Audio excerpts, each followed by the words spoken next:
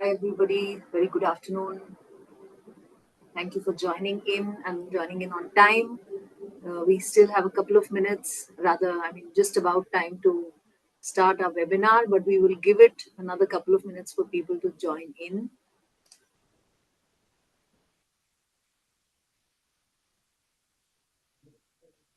Unfortunately, this webinar doesn't allow people to unmute, but you can feel free to use the webinar chat to share your questions and to exchange information.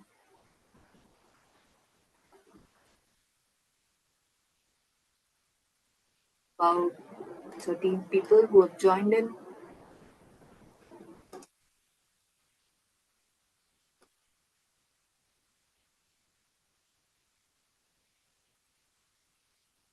We did have about 130 plus registrations for the webinar, despite it being almost close to the end of the year, and as well as very close to the festive season.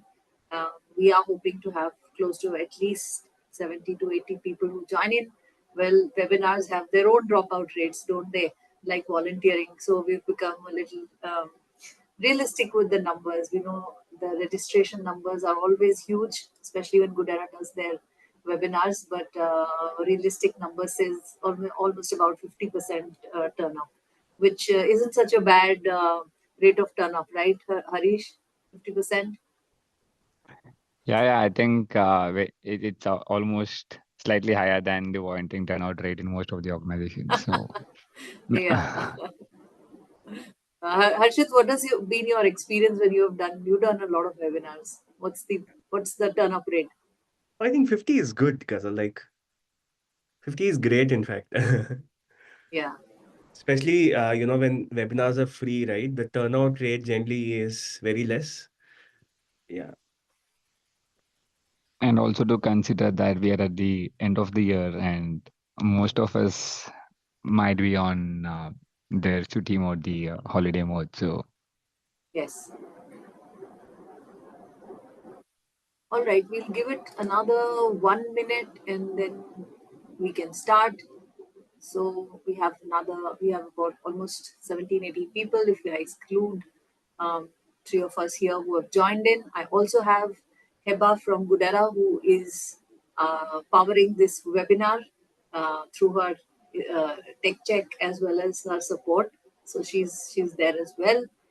Um, I think should be good to get started. We have 22 people, and that's enough for a great conversation. So, warm welcome, everybody. Thank you so much for joining in, and I'm excited to bring this webinar today. It's unique in a couple of ways. One is that it gives me an opportunity to again say hello to all of you. I met all of you last time when we were hosting Rumi and Ajit, talking about how to power our CSR programs with volunteering. And I'm back this time again with the corporate volunteering quotient report. And the whole aim and objective is to decode key trends for 2025 using Goodera's corporate volunteering quotient report that we launched a while ago, along with two of my favorite people, Harshit and Harish. And that's what we are going to do over the next 1 hour. And I promise that we are going to keep at least close to 15 minutes to take on the questions that have come in at the time of registration, as well as you can use the questions by using the chat window. Right. So let's go ahead. Let me just take you through what is going to come up. Not a very heavy duty agenda, but a lot of room for conversations with these two young guns, as I call them. One is we are going to talk about why Goodera created the volunteering quotient report. A little bit about the research methodology, which was also an eye opener in a lot of ways. Some benchmark and insights, but I'm not going to take you through too much. I'll just give you a curtain raiser and a preview on the report. And of course, you can download that right away using the QR code that's going to come up on the screen. We are going to talk a lot about building a volunteering strategy for 2025, and we've got some three interesting inputs or three interesting areas that both our speakers are going to dive into with me. And of course, how can we have a webinar without Q&A from the audience? Um, Before I introduce two special people who are going to spend the next 1 hour with me. Hi again to everyone who has joined in a little late. My name is Ghazal Raina. I am part of Goodera, and I take care of client engagements and solutions. Specifically, I take care of the Me for We verticals, which is the volunteering and CSR programs. In the last 24 years, I've spent in the social sector, being a teacher, trainer, CSR head, and of course, a lot of my heart and soul always believed in the power of giving back through volunteering. So, warm welcome to all of you again. Before I go ahead, very, very happy to introduce two very special, I would not say guests, but friends of mine, as well as people who are very inspiring in their own personal and as well as very young, journeys. So I'm happy and proud to introduce, first of all, Harish, who's a manager at Tata Communications. He leads the Global Employee Volunteering Program and Digital Transformation Initiatives. He's got a track record of engaging 13,000 employees across 50 cities in 20 countries. Harish, of course, drives innovative CSR projects while fostering diversity, inclusion, and working across teams. He's a certified CSR professional with ICSI, and also Harish holds a BCom from Vivekanand College, Chennai, a master's in development management from the Madras School of Social Work. In his previous avatars, he worked with SOS Children's Village and Karadipat. He brings along a huge expertise in child development and educational business. He's fluent in 5 languages. He's an avid biker, badminton enthusiast, and Harish was recently honored with the Young CSR Leader Award by UBS Forum and the Spock Hero Award at the Tata Group level. Hi, Harish. So happy to have you here. Thank you, Ghazal. I also want to talk a little bit about some of the unique initiatives that Harish is leading. I've been following him on LinkedIn. If you haven't till now, please do that. He writes very well, and he, of course, forces people to look beyond, the mundane. His recent post on, uh, how people look at CSR roles, well, actually drew a lot of great commentary as well as eyeballs there. To talk a little bit, I think Waves is a leadership program that Harish has been driving for volunteering leaders. It's got over 1,000 employees who've been trained in this, and the program showcases the ability to mobilize teams across diverse regions. I know, Harish, you wrote about the boardroom initiative Beyond the Boardroom. I think that was really remarkable and unique, where corporate volunteers, that is the leadership, came together and worked on a hands-on grassroots organization in Meghalaya. What an amazing place to take your leaders. And of course, the Tata Communication Mentorship Program, which is a structured program where employees mentor youth and community members to work on enhancing their skills, provide career guidance, and promote personal development. Uh, Once again, warm welcome, and thank you for really leading these very, very stellar initiatives. We are very proud to always read about what you're doing. Every quarter and quarter something new, and of course the Goodera team just loves working with Harish.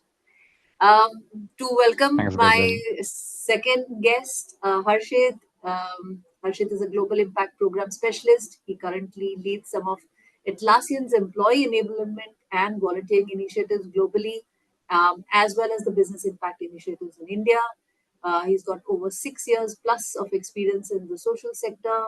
Harshit has always demonstrated a very strong commitment to fostering positive change. And you, again, another very powerful writer on LinkedIn. I've been following him. I read all his posts. Prior to joining Atlassian, Harshit worked with Akshay Patra, where he built the volunteering initiatives and scaled them to involve approximately 25,000 volunteers annually.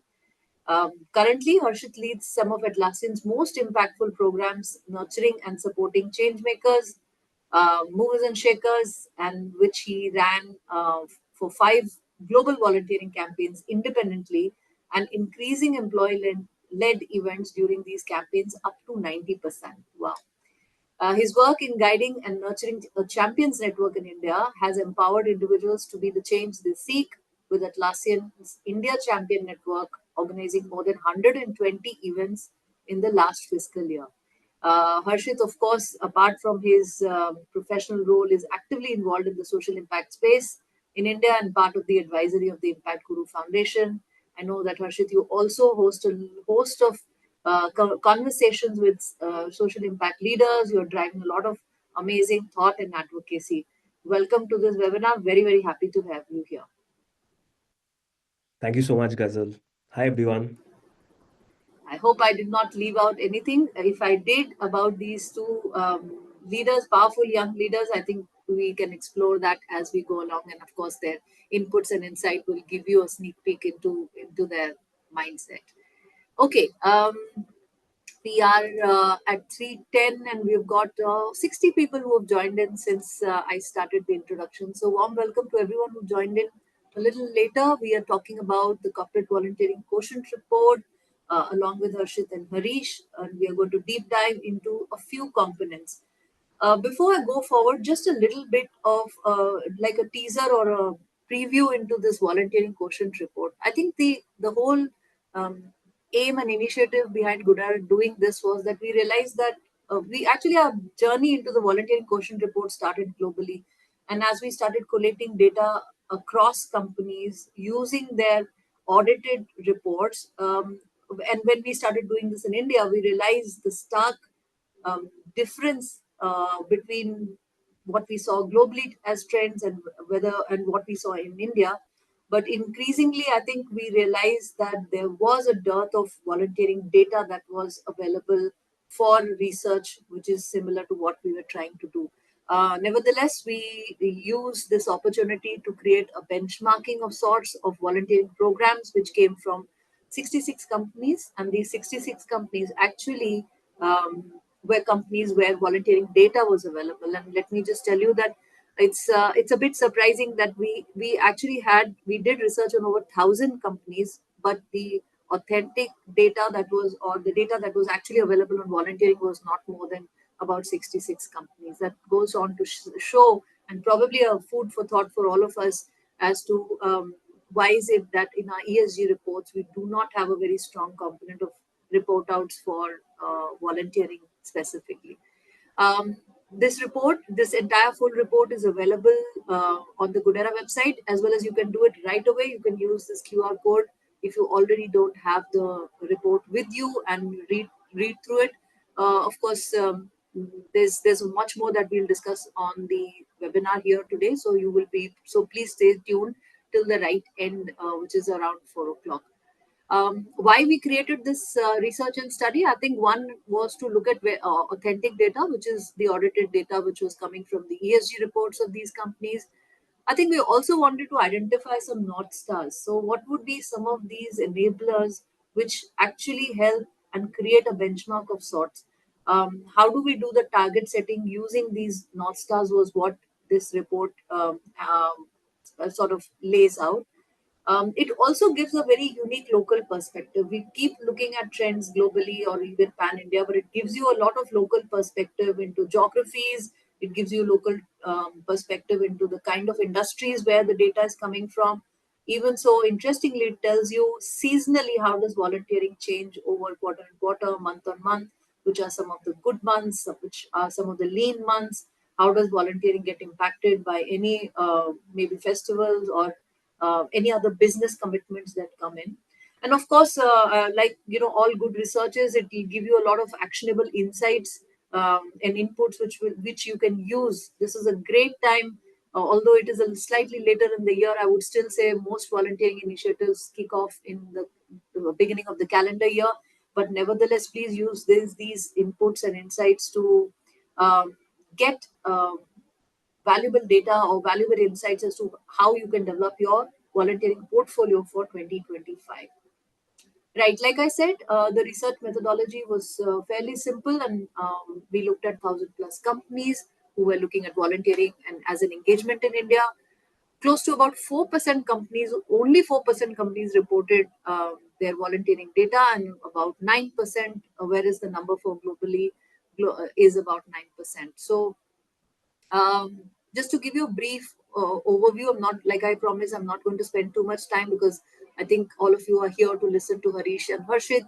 Not so much, so we'll not dive too much into the report. But interestingly, like I said, the report will also give you across industries, across company sizes, what is the segments that we have touched upon. Three key trends that I'm going to leave here, all of you with, and of course, we will touch this with both of them as well. That the trend number one, 29.2% was the median workforce participation across the corporates that we saw for the volunteering programs. The average hours contributed by volunteers was 3.4%, and a 60% higher workforce or higher volunteer participation was reported in companies that used volunteering enablers as compared to those companies which didn't. So now that's quite a like a eyebrow raising number here, because it's quite a bit of jump. And I know that all of us who come from the space of employee volunteering, whether we are CSR folks or we are part for a not for profit, this number is what of course matters. The jump in the scale is what matters. So at Goodera, we are also happy to do a volunteering strategy workshop with you. So if you are part of either global or India volunteering team, please use the QR code and book our time. We'll be happy to either come over or do this virtually with all of you. Right, how can you use this? Basically, one, you can use it to define your objectives, set your North Star, create targets for yourself, your team, your volunteering, use data from the previous years to look at where you were and where you want to go. And of course, we are going to talk a lot about enablers in this webinar today. So that will give you quite a bit of flavor as to what are some of the enablers that you are using and what are some of the enablers that you can use given the discussion in the topic. The word enabler, basically, I think just to decode it a bit, it means it's not some extremely technical word, but it's basically factors which help to push not just the numbers, but also sustain the kind of volunteering initiatives that you aim to do. Some of the key enablers that we are talking about here on this slide, of course, is volunteering time off, the volunteering platform, and the dollars for doers. And here we've given a little bit of number crunching to show you how, using these three enablers, companies have actually seen a potential jump in the numbers. That doesn't mean that the other enablers, if you're using any, don't make a difference. Of course they do, but these are ones where we could see a very, very stark change in the numbers. Right. So some of the other enablers, like I said, that companies reported, there were target setting, policy interventions, champion network, calendar planning, not-for-profit engagement, measuring the impact of what you're doing, and that when it was communicated. And I think my favorite is always the tech experience, right? The tech platform and the tech, I would say, tech help or the tech piece of the volunteering really hugely changes the way people experience. And I always say that volunteers come there to give back, but they also come there because they get an amazing experience as a volunteer. So I think we'll be talking a little bit about using tech and AI as well in the session today. Quick check before I open the mic and hand over the mic to Harshit and Harish, for the audience here. So which are which of the following enablers that you saw on the previous slide have been most effective for your volunteering program? Don't worry if you have not used any of the enablers. If you can think of any other enablers that you have used or are currently using, whether you're a not-for-profit or a CSR team, uh, please go live. We'll have a poll that will go up here, and if you could just, yeah, so the poll is up there. If you could just make a quick choice. Harish, so, which one of these enablers is your, I would say, was your flavor of 2024? For 2024, I would say maybe the impact measurement, because for organization was starting it like at the early stage, then it would be leadership engagement. Of course, the beyond the boardroom that you were talking about, that's at the higher level. But I think now Tata Communication is at a stage where we're looking at impact measurement and seeing how it can support and drive more registrations and more people volunteer. All right. So great. Thank you so much. So I think we have the results there. Harshit, do you want to just summarize quickly what the poll says? Okay, it's a surprising result for me. From the poll, I think one of the topmost results that we can see or enablers that we can see is non-profit engagement and leadership engagement along with calendar planning. And I feel all three of them are very, very important because as a company, when we create, these enablers, right, it's very, very important to execute them really well and keep that, spirit going. So I think leadership engagement plays a very, very important role. And similarly, I think non-profit engagement, it's very, very important because how do we keep our employees engaged with nonprofits? So that's an important piece. And yeah, I think it's great to see these results. Yeah, and since you were sharing, I also wanted to tell you, I think increasingly, not just the volunteers, but the team and the management want to really see where the benefit of the volunteering is going to, right? And not for profits play a huge role. Even in Goodera, they play a huge role in helping us execute and making sure that we reach the last mile. So, Harshit, while since we've already broken the ice with you on the with the poll summary, I wanted to ask you what has been your experience and success with adopting enablers, and how do you usually choose which one of the enablers is going to be most effective? Because I know every year, every quarter, you may not necessarily use the same enablers. Okay.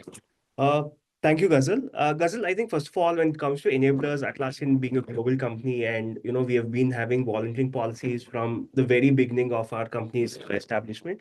I think way back in 2002, 2003. So we have most of the enablers like volunteering time off, like a platform where people can actually go, clock their time, donate. Also, we have a platform, the Goodera platform for Atlassians to go and set up their own events, volunteering time off, ERGs, and multiple things. But I think when it comes to selecting or adopting enablers, right? I think it's very, very important to first align these enablers in alignment to what the company's goals and values are and what the company wants to achieve through volunteering. So each company has a different take on what they want to achieve through volunteering, and I think aligning them is very, very important. And Atlassian's approach, I think, mostly has been into integrating volunteering into the company's culture and providing tools and support that can kind of help our employees easily volunteer and be the change they seek. So one of the company's value is also be the change we seek. So yeah, so we really try and see how we can push these enablers in alignment with the company's values and objectives. Yeah. Yeah, right. So Harish, I know that we are always excited by numbers, and when it comes to Tata Comms, I think the exciting number that we always keep talking about, at least in Goodera, and of course you would be talking about that in your circles as well, is reaching the 90 or 95%, right? What's the success mantra in that 95% and where did enablers really play a role there? Hey, thanks, Gadal, for taking us through the report, Pele. So, to quickly answer you on that, so Tata Com is again part of Tata Group, right? So we have this ethos of volunteering since the inception. But Tata Communication has been one of the, we would say, the youngest company within Tata Group. We are just about 20 years within the Tata Group after we have taken over from BSNL.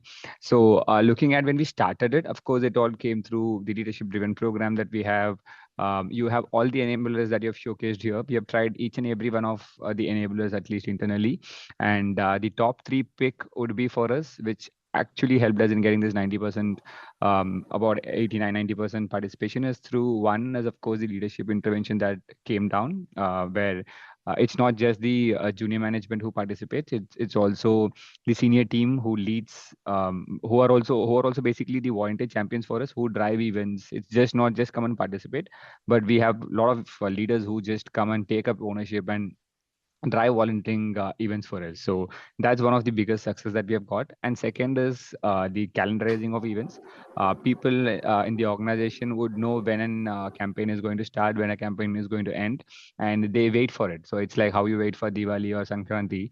That's how people wait for campaigns internally. And we have one biggest campaign called Drive Week, which is one of the signature campaign in the organization. It's done in a week's time. We organize about close to 200 plus events across all these 2022 countries in a span of 7 days. And the events go like day, night. You have in the morning, in the night, even for night shift employees, we do it in the midnight. So it starts in the morning 6 and then ends in the morning 3. So there are multiple options, and also the other important factor was to give options to employees, right? Because some might be interested to do virtual, and then you have to give them some option. And if some might be interested to go out and explore, and some wouldn't want to step out of the office, they want to do it inside the office just at the desk. So how do you curate all this is important. At a scale at where Tata is there, it becomes slightly easier. But for organizations who are starting it new, it might be a challenge. Of course, I completely understand, because there are multiple other tasks that they have to do. There is a lot of budget required. All this binds are required. But I think these are the three things that have helped us to grow at about 85-90% of rate currently. So as on today.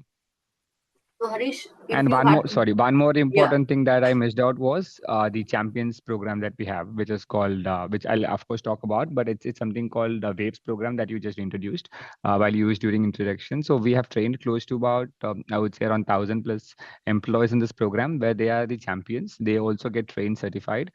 This is a program exclusively for volunteer champions who want to lead the initiatives for us. This is just not a training program about volunteering, but goes beyond it. It helps them in, let's say, grooming themselves, grooming their career. How do they? There are a lot of leadership aspects to it. How do they communicate better? For example, a junior executive, if he has to go to CEO and ask him to join an event, how do you do that?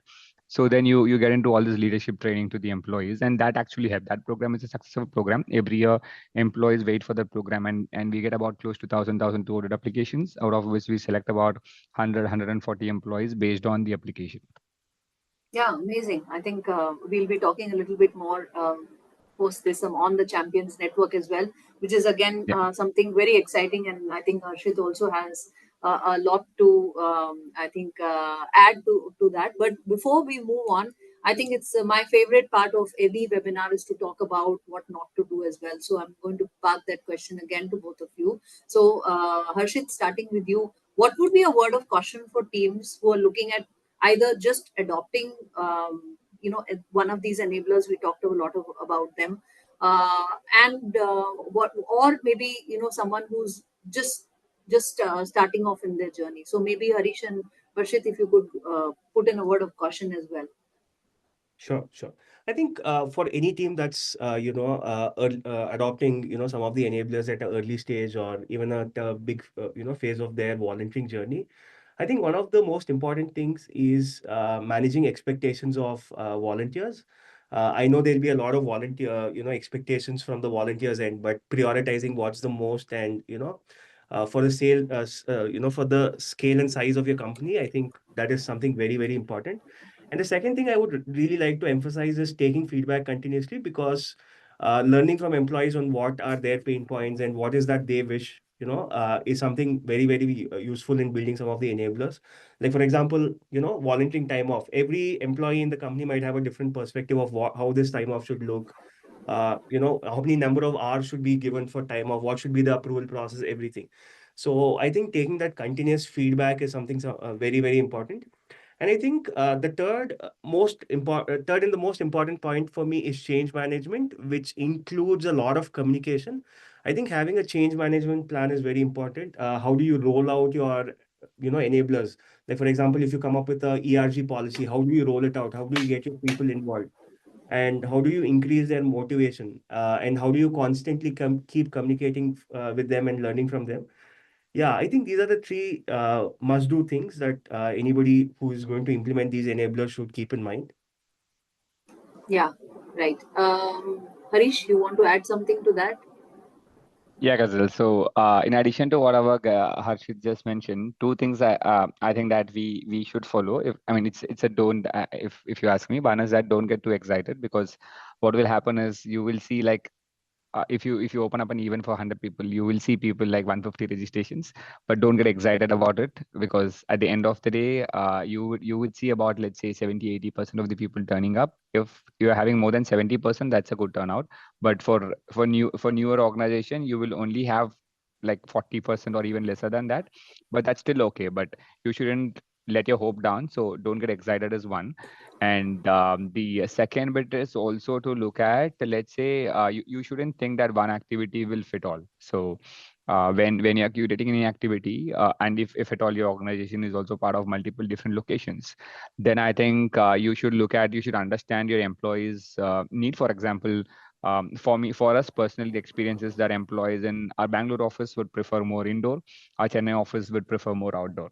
But when I spoke to Harshit, I did understand that in his office, people in Bangalore prefer more outdoor. So office to office, I think it's changing, and so you have to understand that we shouldn't think that one activity will, if we have finalized one activity, that will fit everyone. So I think these are two things that we can keep in mind when we are starting it. Yeah. Harshit, you So, wanted to Gazal, add something? yeah, just to add a point, I think one of the things you also asked me is how do we choose an effective enabler, right? I think first of all, I think understanding what your company wants to drive to volunteering, first of all, is very, very important. And the second thing, understanding what are the motivations of your employees, like how do they look at volunteering, right?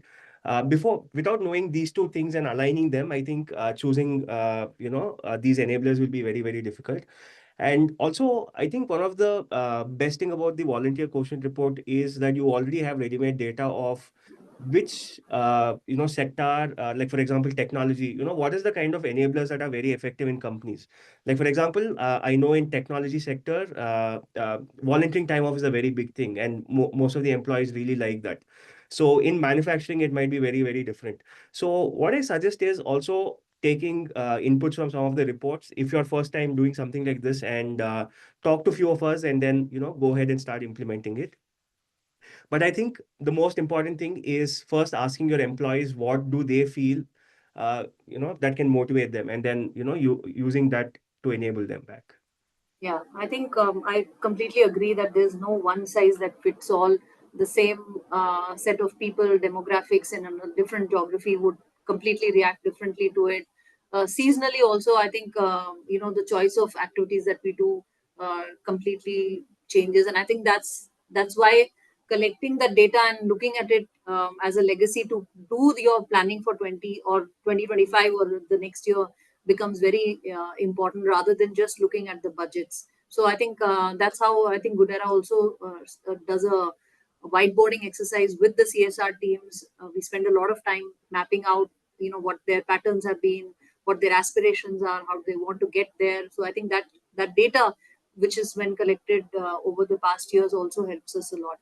I love this slide because I think it talks about the journey of a volunteer, right? So, and every volunteer is important, right from detractors who say that they just don't want to volunteer because mere volunteer karne se kya hoga, right? And then there are the fence sitters who just need a little gentle nudge, and it could be a manager's nudge, it could be a fellow colleague's nudge, it could be a freebie or a cap or a t-shirt which is coming with a volunteering event. And of course, uh, majority of us probably also do that. Instagram volunteers, right? A lot of them want to make a personal brand out of themselves. They want to talk about, tweet about what they are doing.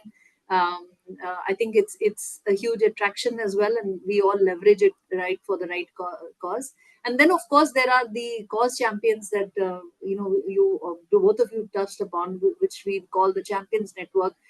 Basically, if you look at it, there will always be these very, very enthusiastic volunteers who will want to go much over and beyond their duty as a volunteer. And I think teams or leaders are always on the lookout, or should be on the lookout, for people who show that spark of, I would say, creativity, ownership, and want to take the activities to the next level. They'll still come from their business. They will not be part of your CSR team, and I think that's the beauty. So while on one hand you will spend a lot of time training, coaching them, but I think that's the way to have the multiplier effect.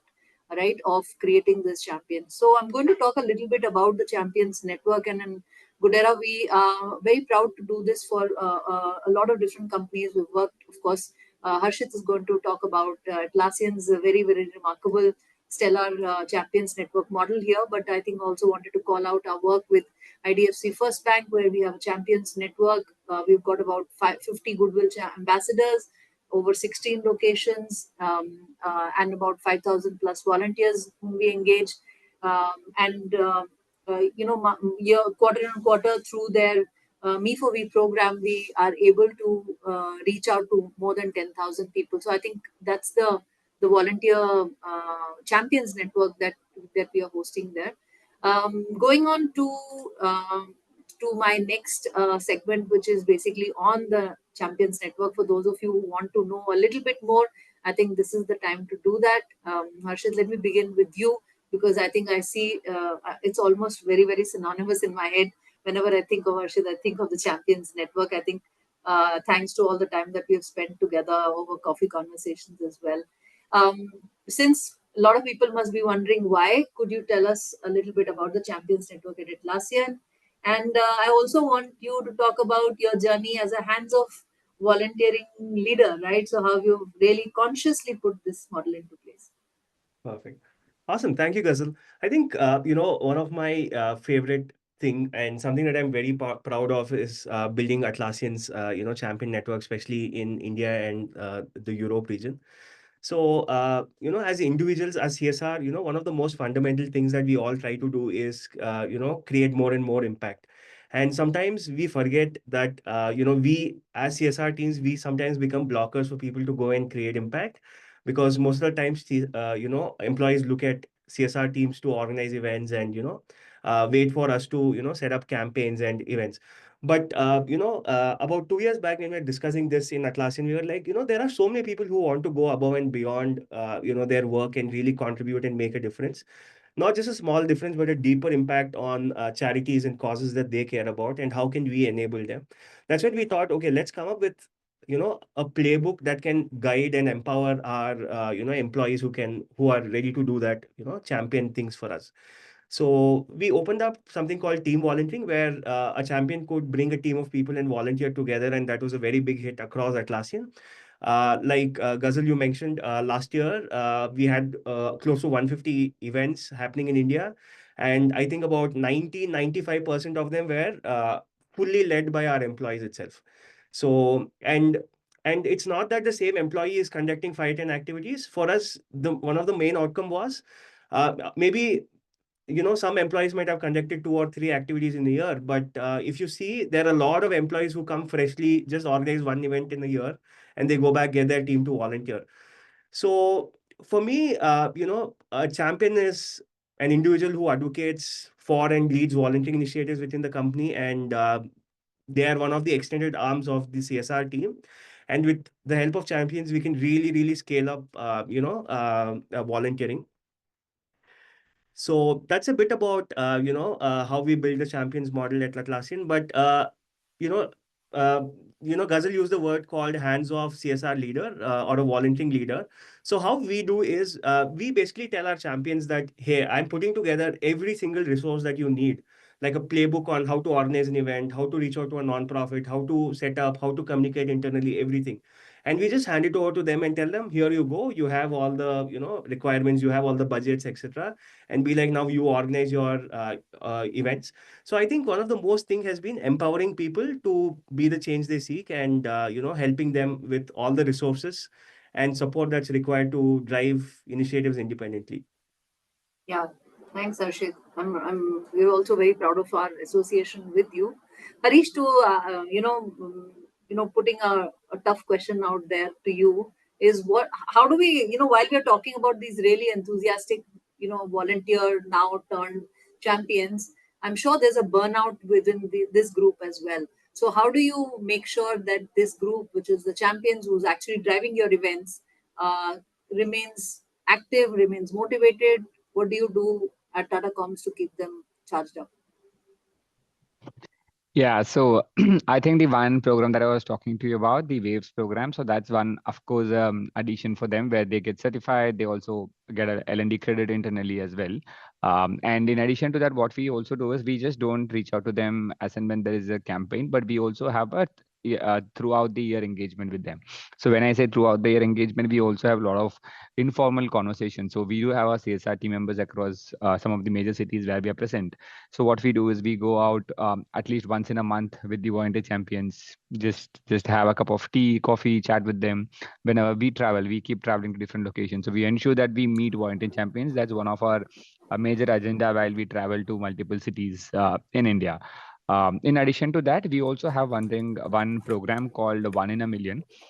This is kind of an highest recognition program at Tata Communications, which has been given by the CEO of the organization.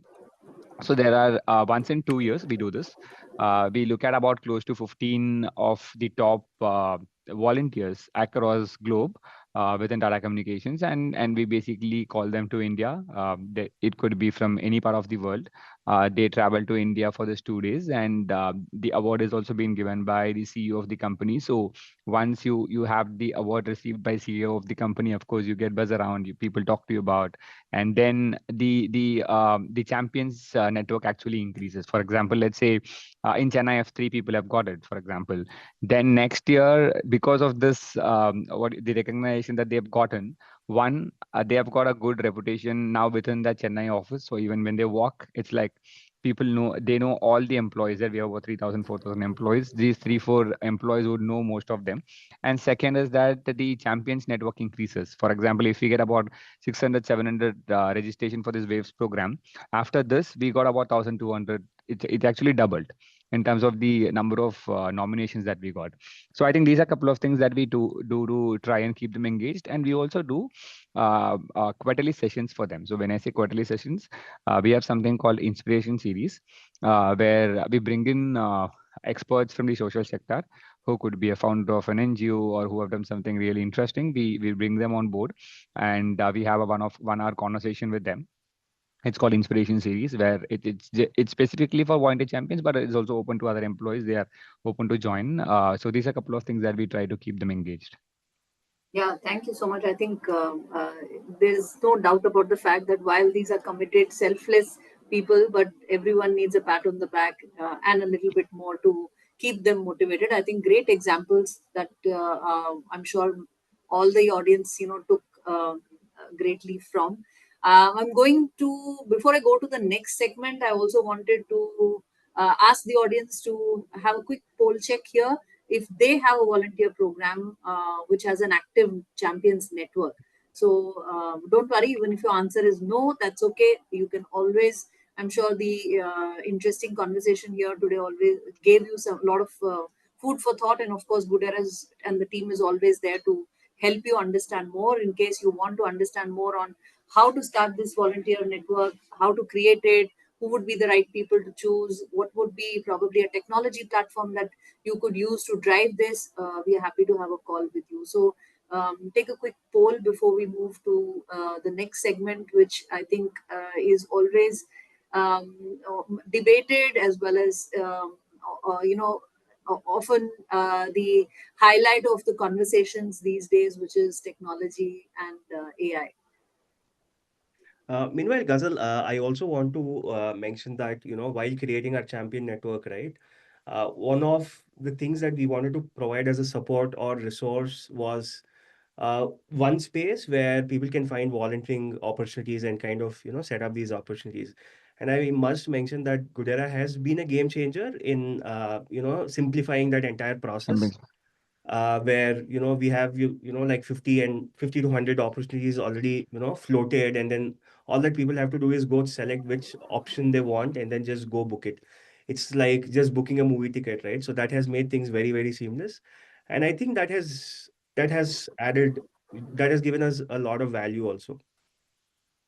Yeah, thank you so much for bringing that out, and we are also very proud of the network, Champions Network, that we've created along with you. Of course, we keep quoting examples from that, wherever we go and we talk about, and it's also brought in a lot of learnings for us as to where do we improve and how do we also scale up to the next level. So let's look at the poll. I think we had 76% people who said that no, they don't use a champions network.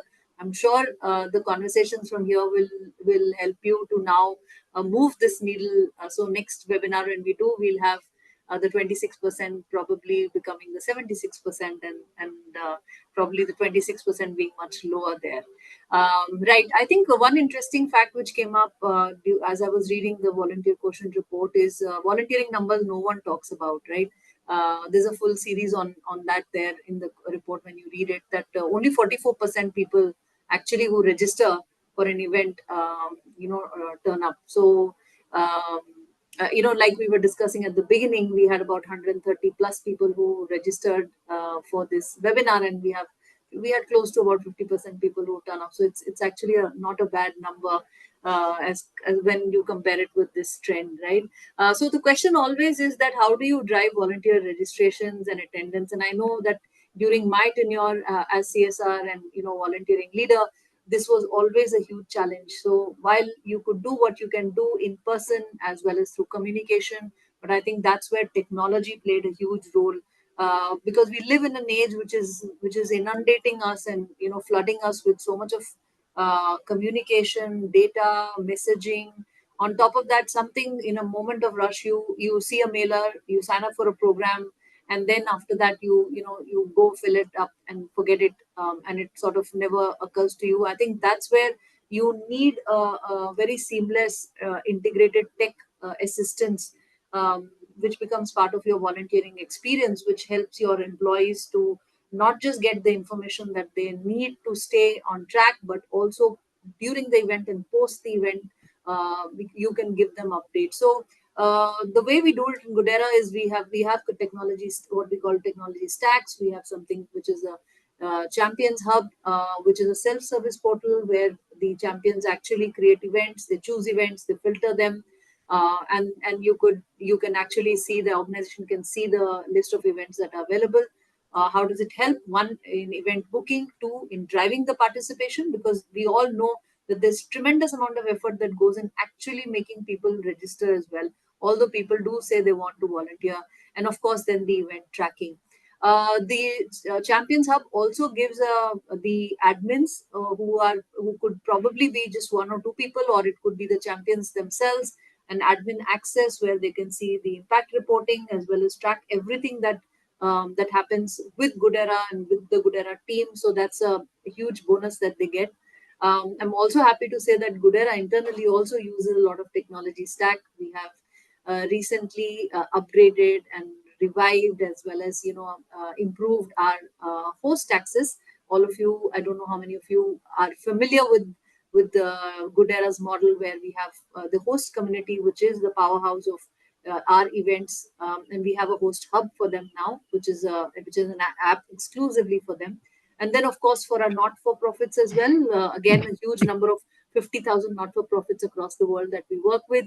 We also have a hub and a technology integration platform, which helps us to map them, get in touch with them, and stay on track for our events. So we truly do walk the talk within our organization as well. Quickly moving on before we open up Q&A, a couple of questions to both of you. Like I said, that both of you have also been writing, talking about the use of technology and AI. I'll probably open up this one question to you, rather than talking about why technology is important and why AI is changing and revolutionizing the way even volunteering is happening. Is what are some of the key challenges? Because there is also a lot of debate in the industry about dehumanizing, volunteering through the inclusion or through the inundation of technology when it comes in. So I ask that question a lot of times, because volunteering is all about improving the human quotient. But Harish, what do you think are some of the challenges in adopting technology, right? Because companies, while they're keen to spend, integrate, adopt, but a lot of times I do hear CSR heads and teams saying that the adoption of the technology has failed, right? They're not getting the results, and then the board and the management questions them on spending X number of lakhs of rupees on adopting that technology. So, what are some of the challenges? Maybe you could start with you and then go on to Harshit. Sure, Ghazal. So, of course, as you rightly said, I think volunteering will, I mean, even if the technology comes in and plays a major role, of course, the human element will be there in volunteering, even if it is not there in other work profiles that we are going to do. But volunteering, of course, will have a human element to it.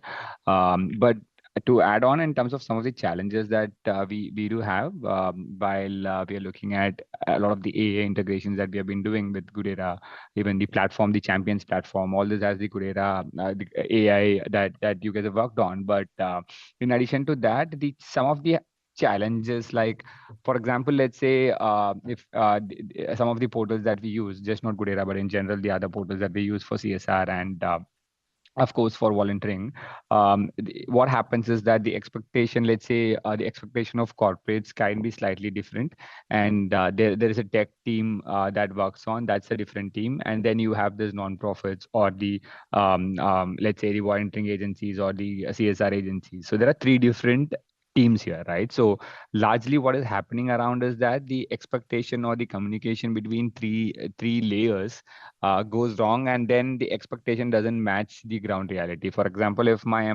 I want to build a platform for my employees and say that this platform has to be gamified, or it has to be in a way where I want my employees to have a lot of gamification options, then the same expectation might not be with let's say another company, right? So then it becomes very challenging for the platform organizations to work on different platforms for different companies. So as I said, the first point that I said while we were talking about volunteering, where one activity will not fit for all, but here it requires a lot of investment, right? So let it be an NGO or the agencies who are working on the CSR or volunteering platform need a lot of investment. So when they do a lot of investment, they cannot build on multiple platforms. They have to ensure to look at fitting this one platform to multiple companies.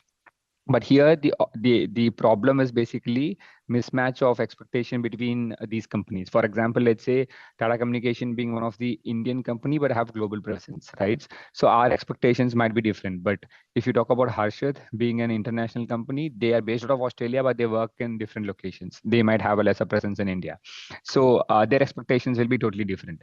So now how do we fit this as a problem? So you cannot keep building multiple platforms, but within the platform, if there is an option to basically have not multiple options, but at least have like two, three bifurcations. Say, okay, there are three methods that we offer, and can you pick one? So maybe we have to give options to organizations. If that can be also be a collaborative effort. It need not be necessarily with one platform provider. They can also like how there are a lot of NGOs work together. Can the platform providers can also work together and have that platform sharing with others, so that they have just one platform, but you have multiple products. So maybe I think that's a challenge that we are still facing, and still I think there are a lot of opportunities for us to look around. Right. Thanks, Harish. Harshit, moving on to you. Feel free to pick up a challenge. Otherwise, my question to you is that what would be some of the emerging trends in technology and AI that you would like to share with the audience in a quick takeaway? Yeah, perfect, perfect. Ghazal, I have a lot of advantages to share actually, but there is one disadvantage that I want to highlight before moving on to the advantages. I feel there is definitely, whenever we use technology to enable volunteering, right, there is definitely a demand and supply issue. Like, for example, when we have a volunteering platform in place, there are a lot of volunteers who are ready to go and volunteer, but then the nonprofit side, there are not enough opportunities that are floated on the tech platform. So what happens is there is a demand for volunteering opportunities, but there is no enough supply. And still a lot of nonprofits work, manually for volunteering, right? It's all, you just reach out to them over email or if you know somebody. So I think that tech enablement also has to happen on the nonprofit side so that they can increase their supply of opportunities and the demand also kind of goes up. So that's a disadvantage of using technology. Uh, Whatever how much are we progress in but enabling technology for increasing in volunteering, until that supply and demand issue is sorted, I don't think using technology will go anywhere. Like, we can scale up volunteering in the big numbers. But I think some of the advantages that I see is new models of volunteering. Like, for example, Ghazal, I've told you about Atlassian now coming up with a new model of volunteering where we're trying to gamify. So initially, if you want to do things manually, like gamifying and giving different levels for people who do different types of volunteering, everything becomes very, very difficult. So technology and platforms, I think, are a great way to gamify, make volunteering fun, and also kind of increase your impact and scale. The second thing is things like champion networks, right? These are all something that needs a platform. Like you cannot do it without technology. Like if you manually do it, again, you as a CSR person or a volunteering person in the company, you will end up doing most of the work manually, guiding people. So until you bring in that technology to bridge your gap, it's going to be very, very difficult. And I think things like virtual volunteering, have again become very, very big. Like, for example, there are a lot of our employees who now virtually mentor children across India, not just across India, but some of the Atlassians are also mentoring children in Africa. So I think this is only possible because of virtual volunteering. And the fourth point is AI. Again, AI is trending, and I think Goodera, you already have started working on AI. You have the Goody AI, where you just go ask the AI for activity suggestions, and it will give you, and you just select based on the recommendations. But I've also seen a lot of other use case where AI has been used very, very well. For example, there is an organization that I know, a non-profit, that is into mentorship. So so there we have mentors from different companies, and they come and they type in their entire details, their qualifications, what's the work they do, and everything. And then similarly, you have children or mentees who come and type in what is that they want to learn, and XYZ, all the data is typed. And then using AI, a mentee is matched with a mentor. So there are a lot of use cases where technology is now being used to make volunteering more seamless and more impactful also. So yeah, while there are things for us to improve, I feel without technology, I think scaling up initiatives and making volunteering more impactful will be a bit of a challenge. Right. I completely agree. And also, I think increasingly I see a lot of volunteering teams saying that there are sort of whatever the numbers in terms of expectations are going up in terms of number of people that they need to reach out, the complexity of the volunteering initiatives, as well as the addition of a lot more geographies, but the budgets as well as the team size who manage the volunteering activities doesn't go up. And I think that's where technology probably plays the biggest role in helping anyone who is a very small volunteering team. And I don't, apart from maybe a cognizant which has a very large team, and of course a larger number of employees also to manage. This it's always step up and step down in gap in terms of handling. I promised a good amount of time for the Q&A, but I think I'm going to fail my duty if I don't. I'm not going to be able to give too much time, but I have a couple of questions that I have kept aside, some interesting questions that came up during the registration time. But before that, some quick announcements. One is that the Goodera team is happy to do a volunteering strategy workshop with all of you. If you want to, please use the QR code and reach out to you. And then something which I'm very excited about is our workshop in socials. We started the first one in Mumbai, and what an amazing experience it was, meeting more than about 30-35 plus people in Mumbaikars, amazing spirit to volunteer. All of these were of course people from corporates, CSR and volunteering teams who came together to talk to us, read the report with us, and share some of their best practices. We are going to Delhi in coming January, and then in Bangalore, Hyderabad, Pune, and Chennai. So if you want to receive an invite from us, please get in touch, use the QR code, and we'll be happy to extend an invite to all of you. Let me quickly go on to the questions. I'm going to pick up just a few questions so that I don't keep holding back people beyond 4 o'clock. I think one question is everybody's favorite and yet baffles everyone as well. How do you increase the number of participation for volunteering initiatives? I think while people don't want to look at numbers all the time, but there's always how do you sustain the interest in some of these initiatives? How do you keep getting people to come back? I'll probably, Harish, you can pick up this one, and Harshit, I've got another question for you. Sure, Ghazal. So I think at least for me, I would strongly feel that capturing the volunteer numbers is very important. One is to, of course, get a buy-in from leadership, right? Then how do you go and approach and talk to your leadership and say that you needed additional money because this is not part of CSR and you have to the company has to allow you to spend more and above the CSR funds, right? So then how do you get that buy-in? So I think for that, at least you would need the numbers to be captured. And again, when you capture these numbers, it becomes easier for employees to also like come back next year, right? It becomes easier for employees to also say and show, represent, and have that feeling of, okay, your company is doing well in terms of volunteering. So I think that feeling is something which is very important. And how do you do it is what I did mention when we started the program. So for companies who are starting it for first time, I did see that about 75% of the audience said they don't have a champions network. I think that's the first thing that we need to build in because CSR team in most of the organization, not most, I think almost on the all the organizations will be a lean team, will be a single digit team, and it's very very difficult for the CSR team to lead and drive the programs throughout the country or even globally, right? So then building this champion network is the first thing that we have to do, and the second thing is of course get the buy-in from leadership.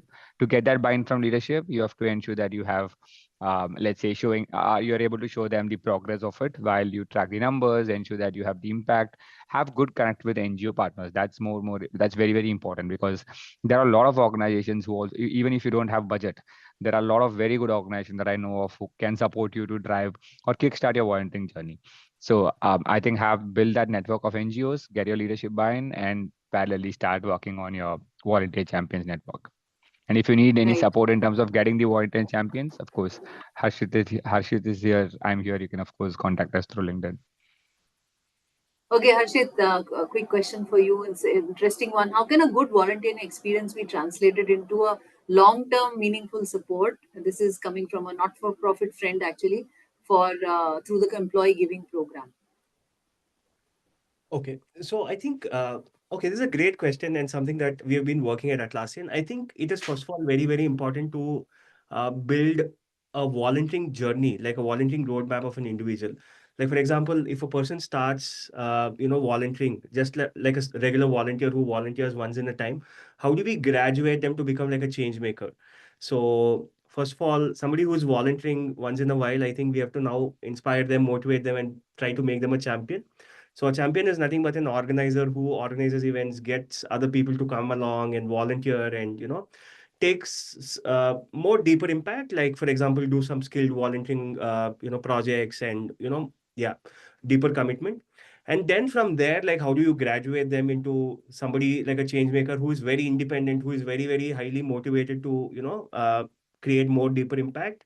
There can be people, who raise funds for charities. We have Atlassians who raise about 1 crore for a charity, 2 crores for a charity every year. So, like, how do you again graduate them to that level, right? So, having a volunteering journey is very, very important. And at each phase, when you're trying to graduate them, you should always think about what are the support, what are the resources, and what are the motivations or enablers that I have to give to people. And depending on that, have like an organizational plan and then work towards that. So in Atlassian, we are coming up with a very, very different or unique volunteering program. It's called Foundation Rewards. It's yet to be launched. But once it's launched, I can talk more about it, where we are trying to graduate people from a volunteer to an organizer to a change maker. And at each phase, the kind of enablers that we are giving them is very, very different. And the rewards, the motivations, everything is completely different at each phase. So I can share more about it later. Sure, Harshit. Thanks a lot.